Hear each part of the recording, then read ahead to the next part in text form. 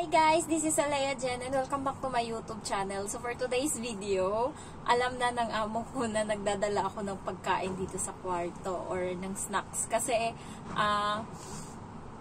wala nang tinapay. So wala silang tinapay kinaumagahan and then Lunes pa naman. So ako guys, may stock ako dito na pasas nga and then yun yung ginagamit din na pasas ng sa tinapay kasi tasteless siya pag wala siyang pasas kasi wala nga nilalagay kahit ano.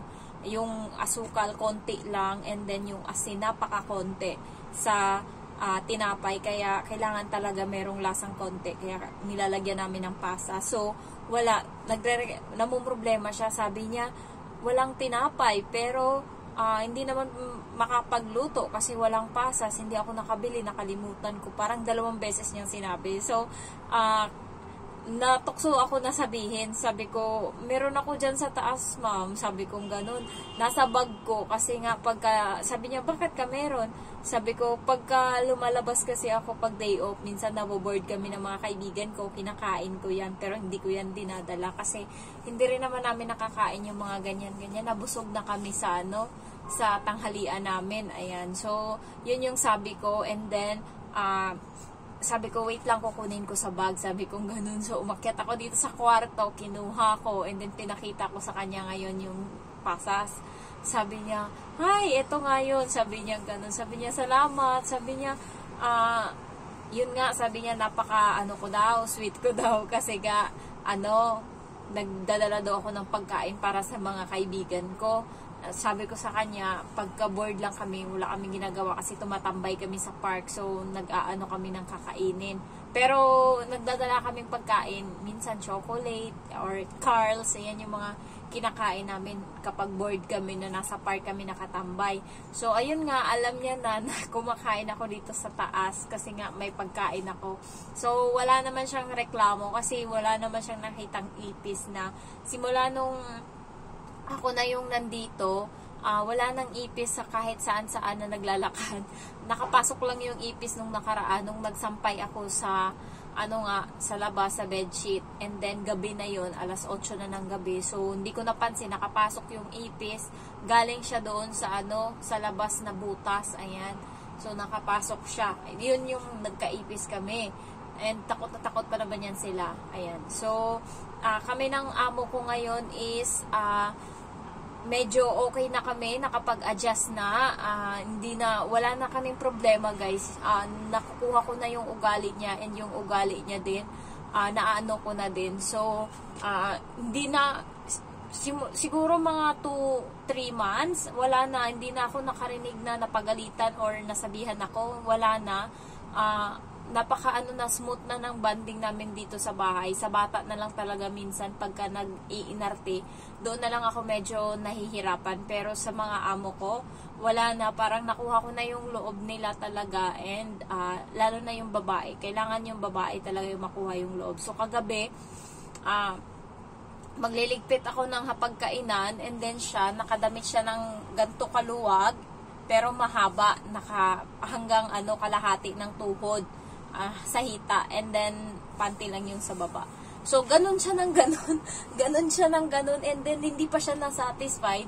Ang ginawa niya is inangat niya talagang ganun, kita hanggang dito niya, doon sa may sa may harapan. Ewan ko anong ginagawa niya sa buhay. So, kitang-kita ko talaga yung sa panty niya, and then inangat niya. So, napaganon ako, and then yumuko ako kaagad, kumuha ako ng mga ng mga hapagkainan, ng mga plato-plato.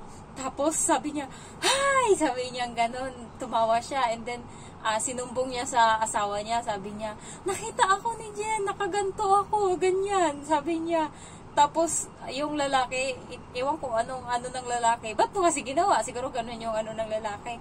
Tapos, sabi ko sa kanya, anong ginagawa mo, ma'am? Sabi ko ganun sa kanya, tapos napatawa siya. Ayan. So, parang wala nang mali siya. Siguro na niya na din na wala nang mali siya. Wala na akong pakialam.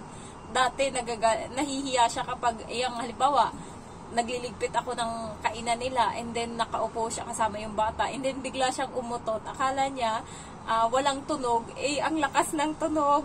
ang ginawa niya sa sobrang hiya niya, pinagalitan niya yung bata, kunwari, tinasan niya yung boses niya, and then, pinagalitan niya, kasi, para mapagtakpan siguro yung kahihiyan niya. Ayan, pag umutot siya, yun first time ko narinig yung utot niya, and then, parang naano siya, nahiya siya sa akin. Pero nung mga sumunod na, pag umuutot siya, hindi na siya nahiya, wala na siyang pakialam.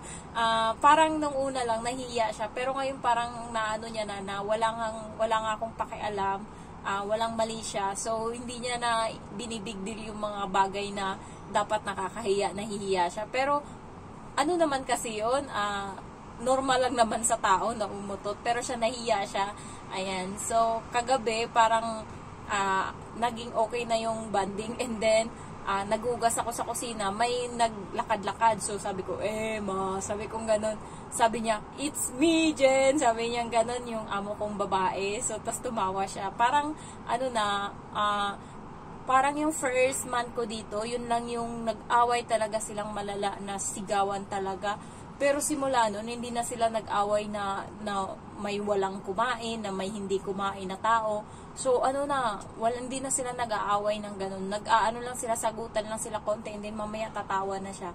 Buti nga tong amo kong babae, madali lang mawala yung galit niya. Hindi katulad ko na pag nagalit talaga, nagtatagal. Sa kanya, mga minutes lang, or hindi pa nga umabot ng isang oras, okay na yung galit niya, na nawawala na, and then tatawa na yan siya uli. Ganun kasi yung nangyari sa bata nung nakaraan. Galit na galit siya, sinigawan niya, pinagalitan niya doon, tapos sobrang galit niya, na natulak niya talaga. And then pagkatapos nun, akala ko hindi niya nakakausapin, maya konti yung bata lumapit na sa kanya, and then pinapakita niya na yung cellphone niya na parang may ino-order siya para sa bata. So madali lang mawala yung galit ng amo ko. And then napapansin ko lang, kaya ngayon hindi ako gumagawa ng mali, or hindi ako nakikipag-away, or hindi ako nag-aano sa kanya, kasi ngayon mabait siya sa akin, guys. May konsiderasyon siya kapag gusto niya yung katulong. Ayan, ginagawa niya dati, pag yung parang bad trip siya sa akin, ginagawa niya, papaunahin niya ang pakainin yung bata, and then siya, pag natulog na yung bata, tsaka siya kakain. So, natatapos siya alas 11, alas 12. Pinapahirapan niya ako dati.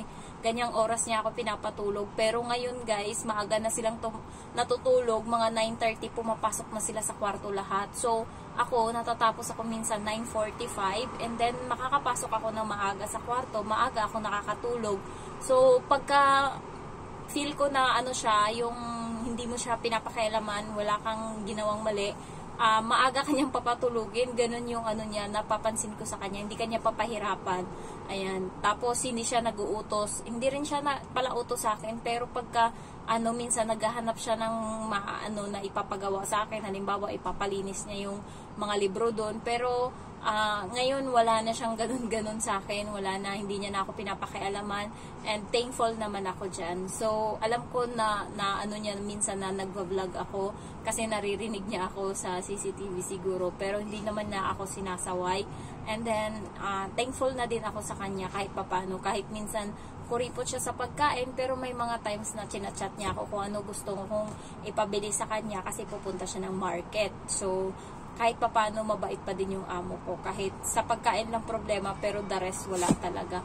So, sana hindi siya magbago, and I try my best na hindi maging tarantado also, para walang mangyari, para matapos man lang yung bahay, guys. Kasi, sa susunod na sahod, ayun na lang yung 40 pieces na 16mm na kabilya, tapos na ako sa mga materialis, and then next ko na yung semento, hollow blocks, and then yung bubong sa bahay, and then pwede nang mag-start na magawa ng bahay. So, madami na akong naipong materials, and konting tiis na lang, laban pa, kayod pa. Ayan. So, if you're new to my channel, don't forget to like, to comment, and then to subscribe. Thank you so much for watching. Bye-bye.